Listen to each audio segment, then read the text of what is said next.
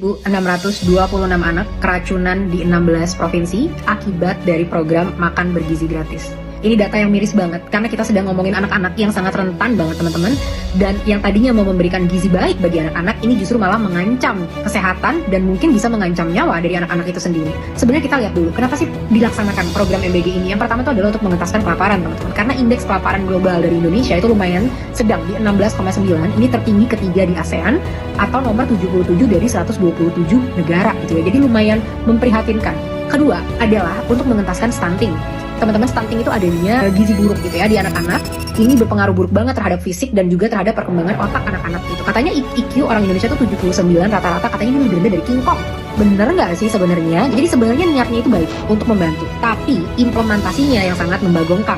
Kenapa tuh bisa begitu? Pertama, kapabilitasnya. Teman-teman yang buat kebijakan tentang MBG ini, ketua-ketuanya itu nggak ada yang backgroundnya dari ahli gizi. Mereka adalah ahli serangga, jenderal-jenderal purnawirawan yang nggak ada hubungannya dengan gizi. Makanya saat kita memberikan pekerjaan ke orang yang nggak ada backgroundnya, ya inilah yang terjadi gitu.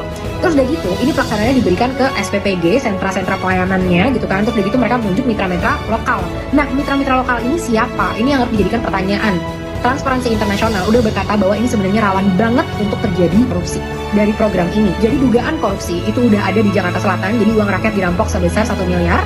Yang kedua, ada juga nih dari kalian itu ya, makasih yang udah share bahwa ada yang jadi mitra lokal sebuah PT yang menjual sahamnya secara bebas. Loh, jadi kalau ini sahamnya dijual, mereka mau melakukan MBG, berarti orientasinya udah keuntungan dong, bukan lagi untuk pengentasan gizi. Kenapa ini buruk banget? Karena kalau memang orientasinya adalah mencari keuntungan sebesar-besarnya, teman-teman, yang akan terjadi adalah kita akan didekatkan dengan perusahaan-perusahaan dengan mental mencari keuntungan, sehingga mereka akan memotong budget sebesar-besarnya demi mendapatkan keuntungan sebesar-besarnya. Udah program sedahsyat ini untuk mengentaskan kelaparan, tugasnya adalah kepada anak-anak, masih juga mau dicari keuntungan. Dugaan korupsi yang ketiga juga ya, ini adalah banyak yang orang-orang DPRD yang jadi pemilik dari perusahaan-perusahaan MBG ini. Ini kerakusan, kemarukan yang luar biasa, karena harusnya dengan anggaran sebesar itu disebarkan ke masyarakat untuk membantu pengentasan kemiskinan, mengangkat roda ekonomi dari masyarakat itu sendiri. Tapi bukan itu yang terjadi, lagi-lagi elit mengambil alih dari yang harusnya ini masyarakat yang diuntungkan. Jadi sekarang kapabilitas, ini udah jelek banget teman-teman.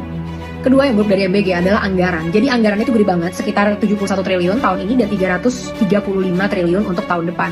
Dari mana anggaran sebesar itu? Dari memotong anggaran-anggaran yang lain, dan juga termasuk anggaran pendidikan. Jadi gaji-gaji guru, gaji-gaji honorer, dan segala macamnya itu jadi nggak dijadikan prioritas lagi. Fasilitas pendidikan untuk anak-anak mau ikut lomba, uangnya juga ikut diefisiensikan. Jadi ini bener-bener efisiensi dari mana-mana untuk program yang implementasinya ini sangat membagongkan. Banyak banget kasus-kasus yang terjadi dari MBG ini teman-teman. Mulai dari Pemda meminta orang tua untuk menandatangani perjanjian bahwa mereka nggak akan menuntut kalau adanya keracunan. Loh, kok malah mau ditutup